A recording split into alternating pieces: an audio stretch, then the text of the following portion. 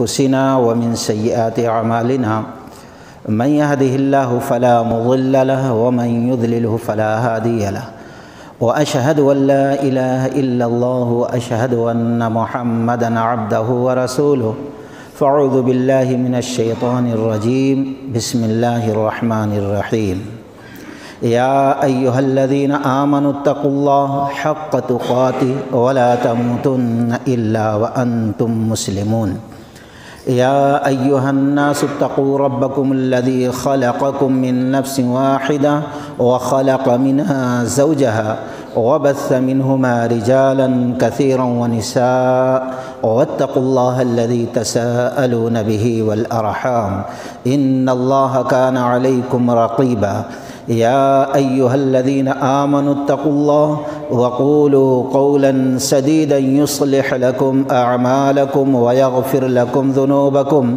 ومن يطع الله ورسوله فقد فاز فوزا عظيما أما بعد فإن خير الحديث كتاب الله وخير الهدي هدي محمد صلى الله عليه وسلم وشر الأمور محدثاتها وكل محدثة بدعة وكل بدعة ضلالة وكل ضلالة في النار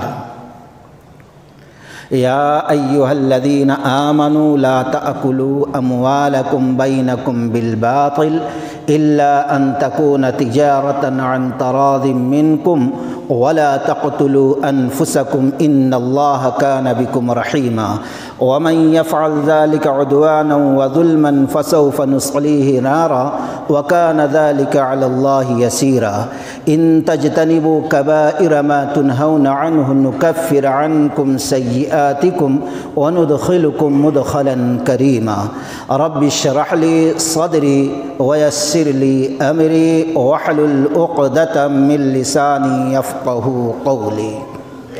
تمام قسم کی تعریف رب العالمین کے لیے ہے، بعدہ درود السلام کا تحفہ اللہ کے حبیب محمد الرسول اللہ صلی اللہ علیہ وسلم پر نازل ہو۔ خطبہ مسنونہ کے بعد سورۃ النساء کی ہم نے 3 آیت پڑھی۔ یا ایھا الذین آمنوا، اے ایمان والو، لا تأکلوا اموالکم بینکم بالباطل، تم آپس میں باطل طریقے سے، غلط طریقے سے ایک دوسرے کے مال نہ کھاؤ، الا ان تکون تجارۃ عن تراض منکم، مگر یہ کہ جو تجارت ہو آپس میں ایک دوسرے کے رضامندی کے ساتھ ہو، ولا تقتلوا انفسکم، اور تم اپنے آپ کو قتل نہ کرو، بے شک اللہ تعالیٰ بڑا مہربان اور بڑا مشفق ہے۔ ومن یفعل، جو شخص ایسا کرے گا سرکشی اور ظلم، ہم ان قریب اس کو دوزخ میں داخل کر دیں گے، اور دوزخ میں داخل کرنا ہمارے لیے آسان ہے۔ ان تجتنبوا، اگر تم اپنے آپ کو بڑے بڑے گناہوں سے بچاؤ گے تو اللہ تعالیٰ تمہارے اعمال کو تمہارے چھوٹے گناہوں کے کفارے کا ذریعہ بنا دے گا اور تم کو عزت کی جگہ جنت میں داخل کر دے گا۔ یہ 3 آیت ہے، غور کرے۔ ایک تو یہ اللہ تعالیٰ نے کہا تجارت ہے، اور پھر کہا اگر صحیح طریقے سے کوئی تجارت نہ کیا تو اس کا ٹھکانہ دوزخ ہے۔ پھر اس کے بعد تیسری آیت میں کہا اب اگر تم بڑے گناہ، یعنی جن چیزوں کی تجارت کرنے سے روکا گیا ہے اگر تم رک گئے، اب اس کے بعد تم جو اعمال کرتے ہو ان اعمال کے ذریعے سے اللہ چھوٹے گناہ معاف کر کے تم کو جنت کے اندر داخل کرے گا۔ آج ہم لوگوں کا یہ مزاج بنا ہے، ماحول بنا ہے، مولوی طبقہ جو ہے وہ صرف نماز پڑھا لینا اور مدرسہ چلا لینا، بس وہی ہے۔ اور جو تجار کا گروہ ہے، وہ یہ سمجھتا کہ ہمارے لیے کوئی قید و بند نہیں ہے، ہمارے لیے علم نہیں ہے، بلکہ ہم جیسے چاہیں تجارت کریں اور تجارت کے ہی ذریعے سے ہم بڑے آدمی بن سکتے ہیں۔ اس لیے اکثر لوگ بھائی ہم کو کیا معلوم، آپ عالم صاحب، ہم جاہل ہیں، ہم کو پتہ نہیں ہے۔ اسلام جو آیا دنیا کے اندر ایمان والوں کو ترقی ہو، آخرت میں ترقی ہو، وہ بتانے آیا ہے۔ اللہ کی قسم، جس طریقے سے آپ دیکھیں گے کتاب التوحید کا بیان ساری حدیث کی کتابوں میں ہے، جس طریقے سے کتاب الصلاۃ کا، نماز کا بیان ہے ساری حدیث کی کتابوں میں، جس طریقے سے کتاب الزکوٰۃ ساری حدیث کی کتابوں میں زکوٰۃ کا بیان ہے، جس طریقے سے کتاب الحج، کتاب الرمضان کا بیان ہے، اسی طریقے سے اللہ کی قسم کتاب البیوع، خرید فروخت تجارت کرنے کا بیان بھی ہے، ساری حدیث کی کتابوں میں ہے۔ گویا جو لوگ تجارت کرتے ہیں، کاروبار کرتے ہیں، ان کے لیے تجارت کے اصول جاننا، ان کے قواعد جاننا لازم ضروری ہے۔ کیوں؟ امام ترمذی رحمۃ اللہ علیہ ترمذی شریف کے اندر نقل کرتے ہیں، عمر رضی اللہ تعالی عنہ اللہ کی قسم اعلان کرتے تھے بازار کے اندر، لا یبیع فی سوقنا، کوئی شخص ہمارے بازار میں نہ بیچے کوئی چیز، آئے ہی نہ ہمارے بازار میں، سامان بیچنے والا، تجارت کرنے والا، الا من قد تفقہ فی الدین، جب تک کہ وہ دین کے بارے میں سمجھ، علم حاصل نہ کر لے۔ کتنی سختی سے اعلان کرتے تھے۔ اور پھر علی رضی اللہ تعالی عنہ کہتے تھے جب تک تجارت کرنے والے، کاروبار کرنے والے لوگ صحیح طور پر تجارت کا علم حاصل نہ کریں گے تو اللہ کی قسم سود کے معاملات میں کہیں نہ کہیں وہ پھنس کر اپنی دنیا اور آخرت برباد کر لیں گے۔ یہ صحابہ اکرام کا طریقہ ہے۔ تو گویا جس طریقے سے مولوی صاحب نماز پڑھاتے ہیں، خطبہ دیتے ہیں، علم کا ہونا ضروری ہے، اسی طریقے سے جو تجارت کرتے ہیں لوگ، ان کے لیے تجارت کا علم سیکھنا لازم، فرض اور ضروری ہے۔ اور جب لوگوں نے تجارت کا علم سیکھنا چھوڑ دیا، جب سے اللہ تعالیٰ نے مسلمانوں پر زوال، ذلت، نکبت، رسوائی مسلط کر دیا ہے۔ غور کریں، اللہ تعالیٰ نے واضح طور یا ایھا الرسل کلوا من الطیبات، اے رسولوں کی جماعت، نماز پڑھو نہیں، دعوت دو نہیں، بلکہ پاکیزہ رزق کھاؤ۔ اسی طریقے سے ایمان والوں کو اللہ تعالیٰ نے فرمایا اے ایمان والو اپنے کھانے پینے کو حلال سمجھ لو۔ ذرا غور کرو اس حدیث پہ کہ رسول اللہ صلی اللہ علیہ وسلم نے فرمایا اگر کسی کا حرام کا ایک لقمہ حلق کے نیچے اتر کر پیٹ تک پہنچتا ہے تو رب کعبہ کی قسم 40 رات تک اس کی کوئی نماز، کوئی عبادت اللہ قبول نہیں کرتا۔ گویا نماز کے مسائل سیکھنے سے زیادہ اہم ہے تجارت کے مسائل کو سیکھنا۔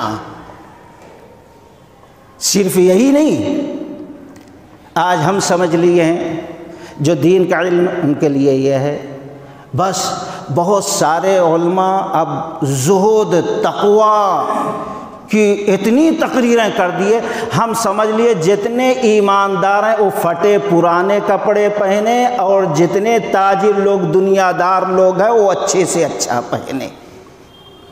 اس طریقے سے آج ہمارا ذہن بن گیا ہے۔ اس طریقے سے آج رواج چل رہا ہے، جبکہ دین کے اکثر مسائل آپ دیکھیں گے وہ مال سے تعلق رکھتے ہیں۔ کس طریقے سے؟ حج کرنا فرض ہے، اسلام کی ایک بنیاد اہم، اس کے لیے مال کا ہونا ضروری ہے۔ اسی طریقے سے زکوٰۃ بھی اسلام کا ایک اہم رکن، پلر، بنیاد ہے، اس کے لیے مالدار، مال کا ہونا فرض ضروری ہے۔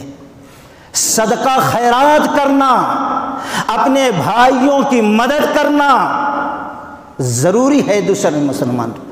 جب تک مال نہ ہو اس وقت تک یہ سارے کام کیسے انجام دیں گے؟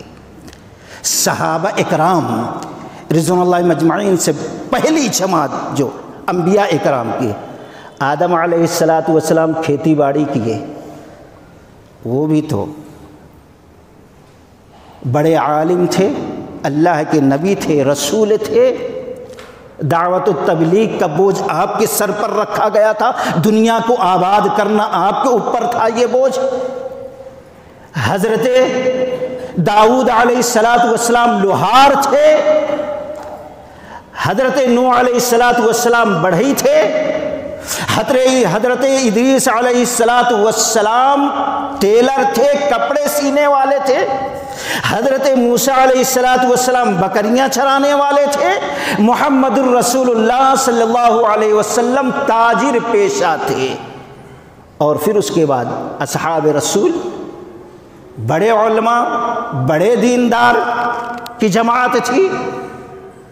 حضرت عثمان غنی رضی اللہ تعالیٰ عنہ دیکھیے،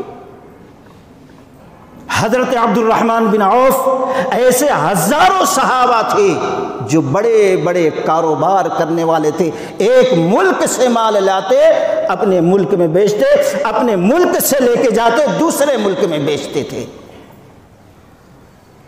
اللہ کے نبی صلی اللہ علیہ وسلم کے سامنے امام ابن ماجہ رحمۃ اللہ علیہ نقل کرتے ہیں، ایک صحابہ آئے، انصاری صحابی، یا رسول اللہ صلی اللہ علیہ وسلم مجھے دے دیجیے، مانگے، سوال کیے کچھ۔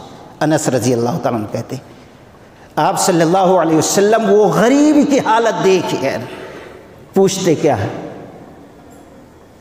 مالک ھذا شیء، تیرے پاس کیا ہے اے شخص، تیرے پاس ہے کیا، کچھ ہے؟ فی بیتک شیء، تیرے گھر میں کوئی چیز ہے، تو مانگنے آیا ہے؟ قال نعم یا رسول اللہ صلی اللہ علیہ وسلم، کہاں ہے اللہ کے نبی علیہ السلام ہے؟ نلبس، میرے پاس ایک چادر ہے جس کا ایک حصہ بچھا دیتا ہوں، ایک حصہ اس چادر کو اوڑھ لیتا ہوں، اور ایک پیالہ ہے اس کے اندر میں پانی پیتا ہوں، صرف ساری کائنات دو، ایک چادر ایک پیالہ، مانگنے آیا ہے۔ آج ہزاروں رکھ کر ہم ہاتھ پھیلاتے، یہ بے غیرتی کی علامت ہے۔ اسلام ایمان جو ہے غیرت مند خوددار کو بنایا، محنت کرنے والوں کو پسند فرمایا، مانگنے والوں کی جماعت پیدا نہیں کی۔ اللہ کے رسول صلی اللہ علیہ وسلم نے فرمایا دینے والا ہاتھ بہتر ہے لینے والے سے۔ مانگنے آئے، گھر میں ایک پیالہ، ایک چادر، دو ہی چیز ہے کل کائنات، پوچھا، لا کر دے دیا اللہ کے نبی علیہ السلام۔ آپ نے دونوں چیز اٹھائی، کون لے گا؟ من یشتری، کون خریدے گا حاضر ان دونوں چیزوں کو؟ ایک صحابی رسول اٹھے، اللہ کے نبی علیہ السلام، ایک درہم میں خرید لیتا ہوں۔ اللہ کے نبی علیہ السلام نے فرمایا نہیں، 2 درہم میں کون خریدے گا؟ ایک صحابی رسول اٹھے، اللہ کے رسول صلی اللہ علیہ وسلم 2 درہم میں دیتا ہوں، یہ دونوں چیز مجھے دے دیجیے۔ اللہ کے نبی علیہ السلام نے اس کو دیا، پیالہ اور چادر 2 تھی، اللہ کے نبی نے بکوا دیا۔ کیسے نبی کے ماننے والے تھے ذرا سوچو، بھجوا دیا۔ پھر آپ نے 2 درہم لیا اور پھر یہ غریب انصاری صحابی کے ہاتھ پر رکھا، کہا ایسا کرو 1 درہم کا اناج غلہ لے جا کر اپنے گھر میں ڈال دو، اور 1 درہم کی جاؤ بازار میں کلہاڑی لے کے آؤ، اناج ڈالا 1 درہم کا، اور پھر 1 درہم کے کلہاڑی لے کر آئے، اللہ کے نبی علیہ السلام کے سامنے رکھ دیا۔ اللہ کے نبی علیہ السلام نے لکڑی لی، اس کے اندر اپنے ہاتھ سے دستہ لگا دیا اور کہا جاؤ جنگل میں، بھیج دیا، جاؤ جنگل میں، 15 دن تک نظر نہیں آنا مجھے، تو دکھائی نہیں دینا، جاؤ لکڑیاں کاٹو بیچو۔ گئے وہ صحابی رسول اللہ کے نبی علیہ السلام کے حکم پر، لکڑیاں کاٹتے تھے، بازار میں لا کر بیچتے تھے، کاٹتے تھے بیچتے تھے۔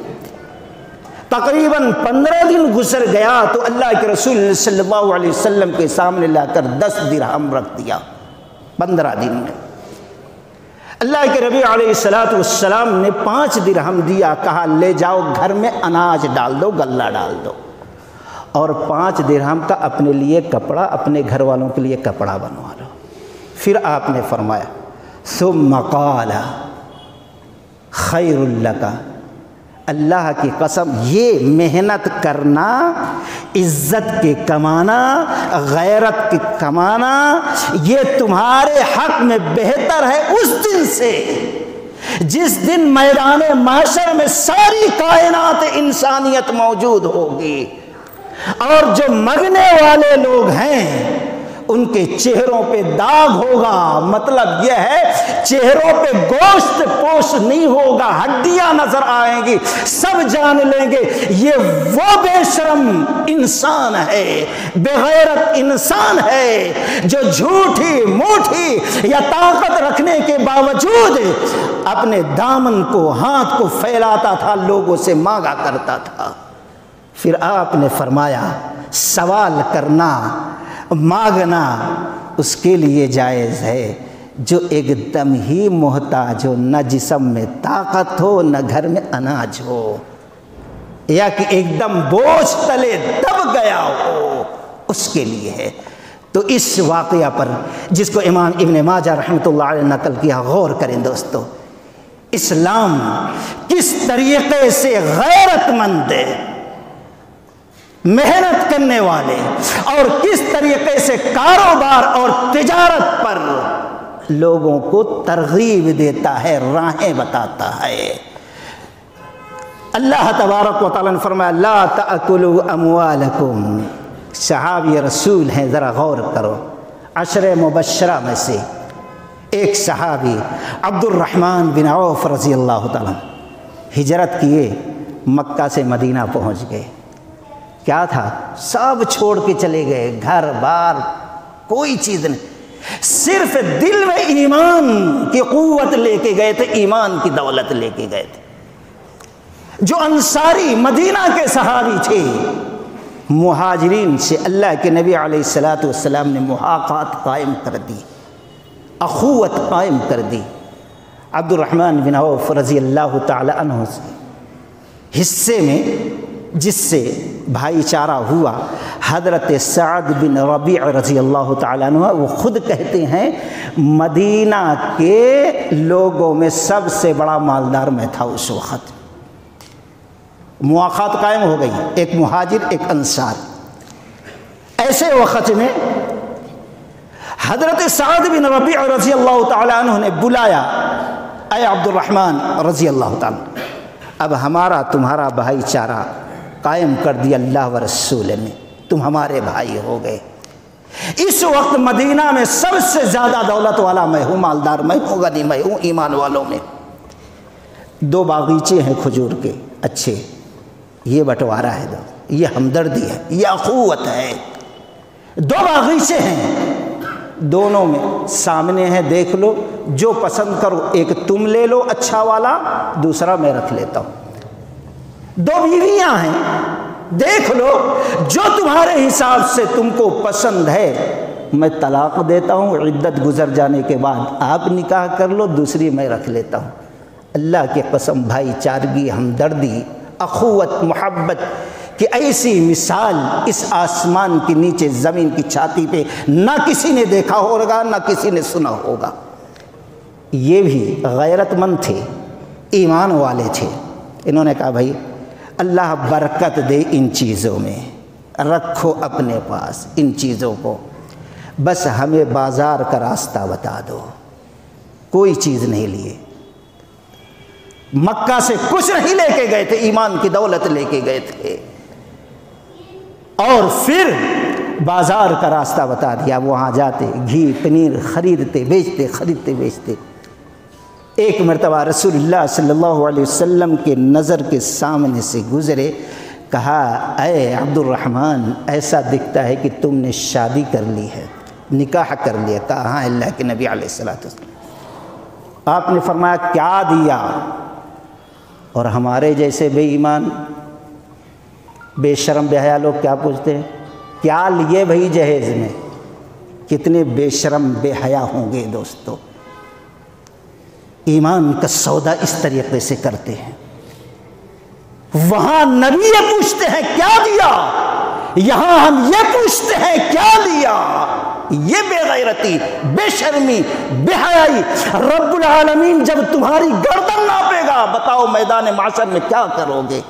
جو تمہارے شریک حیات تھی، جس کے ہر قدم پر تمہیں اپنا مال خرچ کرنا تھا، تم نے اس کے باپ سے رشوت لے کر اپنے نکاح میں لے کے آئے، چہروں پہ کہاں تمہارے رونق ایمان کی ہوگی، بلکہ دھبے ہوں گے۔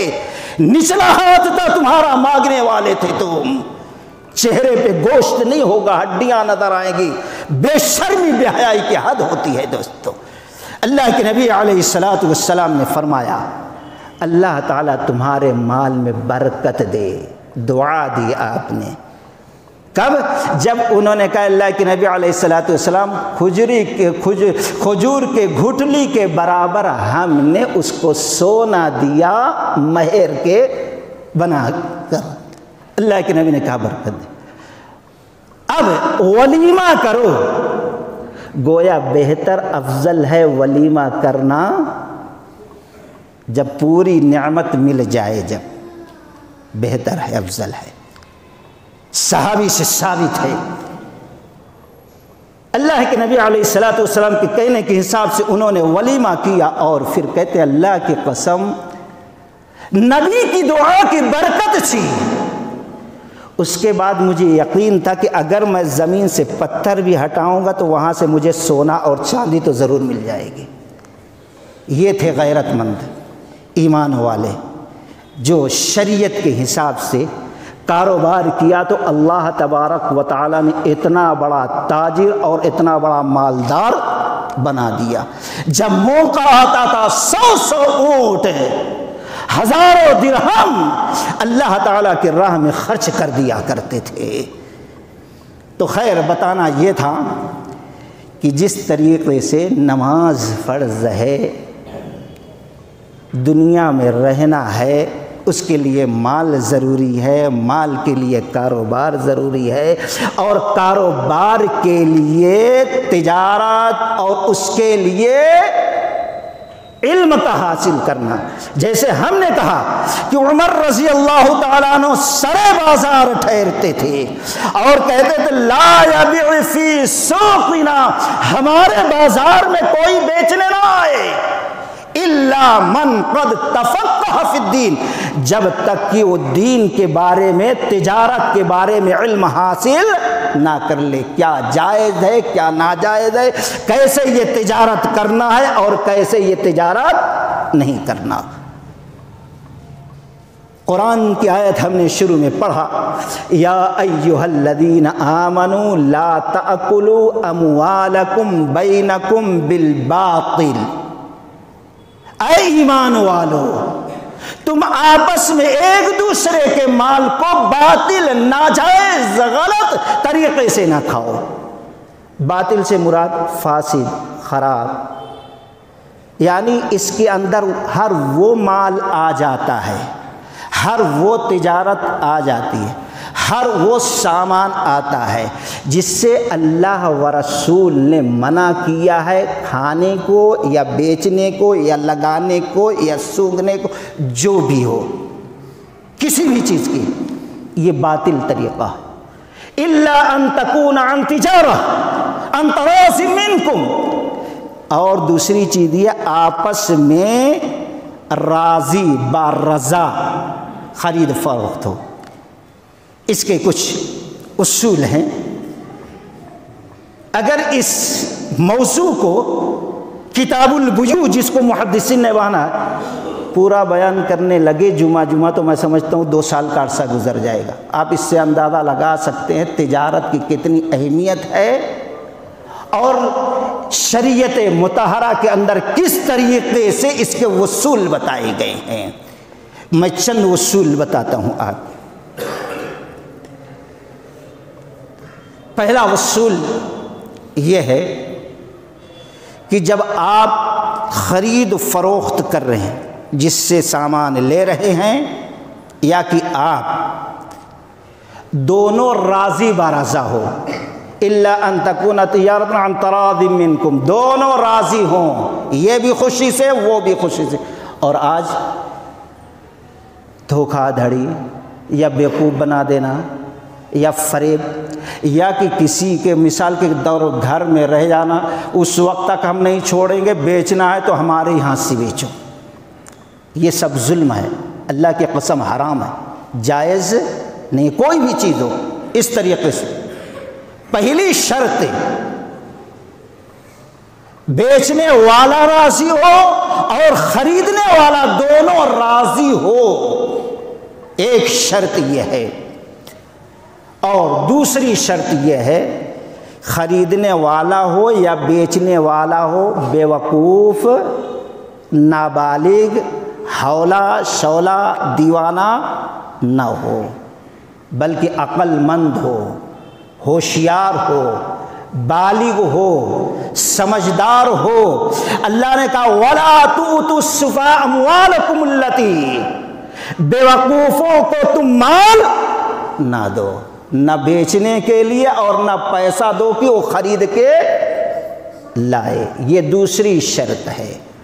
اور تیسری شرط یہ ہے کہ سامان سے جو فائدہ آتا ہو شریعت نے اس کو حلال قرار دیا ہو، شریعت کے نظر میں۔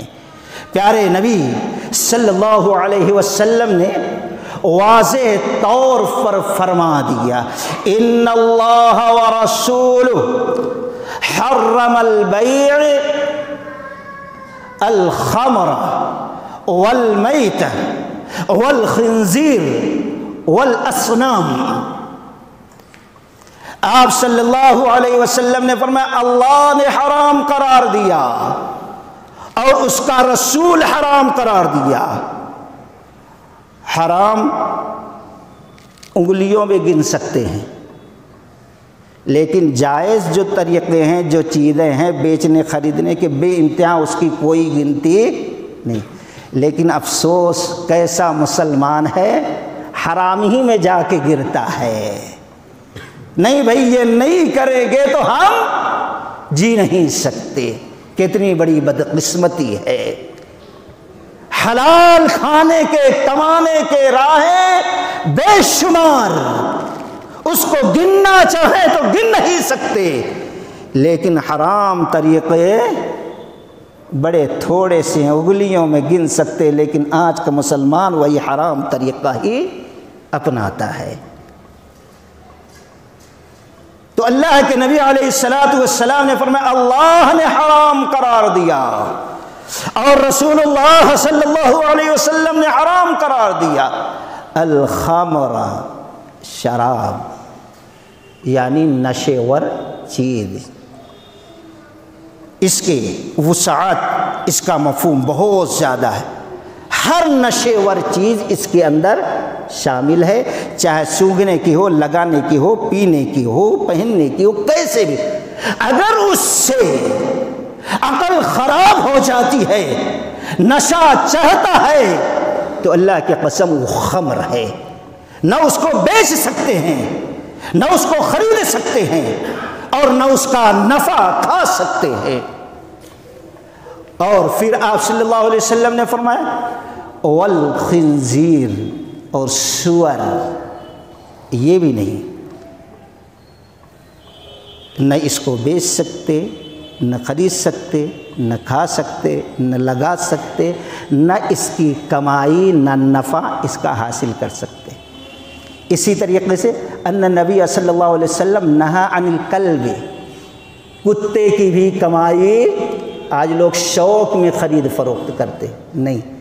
شکاری کتا آپ کو لینا ہے تو ٹھیک ہے، گھر کی رکھوالی کے لیے، کھیتی باڑی کے رکھوالی کے لیے، ورنہ اللہ کی قسم کتے کی قیمت جائز نہیں، حلال نہیں ہے۔ اسی طریقے سے آپ صلی اللہ علیہ وسلم نے بلی کی بھی قیمت سے منع کر دیا، یہ حرام ہے، حرام ہے۔ آج شوقیہ نوجوان اس کے کاروبار کر رہا ہے اور اس کو کھا پی رہا ہے اور اس پر فخر بھی کر رہا ہے۔ والخنزیر والمیتہ، اور اسی طریقے سے مردار ہے، مردار بھی نہ کھا سکتے ہیں، نہ خرید سکتے ہیں، نہ بیچ سکتے ہیں۔ ایک صحابی ٹھہرے، اے اللہ کے رسول صلی اللہ علیہ وسلم ٹھیک ہے گوشت ہم نہیں کھاتے ہیں، نہ بیچیں گے، لیکن اس کی چربی نکال لیں، پگھلا کے اگر ہم اپنے چمڑوں کو لگاتے ہیں تو اس کے اندر شائننگ آتی، اسی طریقے سے کشتیوں کو لگاتے ہیں تو اس کے اندر مضبوطی آتی ہے۔ اگر آپ کی اجازت ہے تو ہم چربی لے لیں اس مردار کی۔ آپ صلی اللہ علیہ وسلم نے فرمایا اللہ کی قسم وہ بھی حرام نہیں لے سکتے، مردار کی چربی۔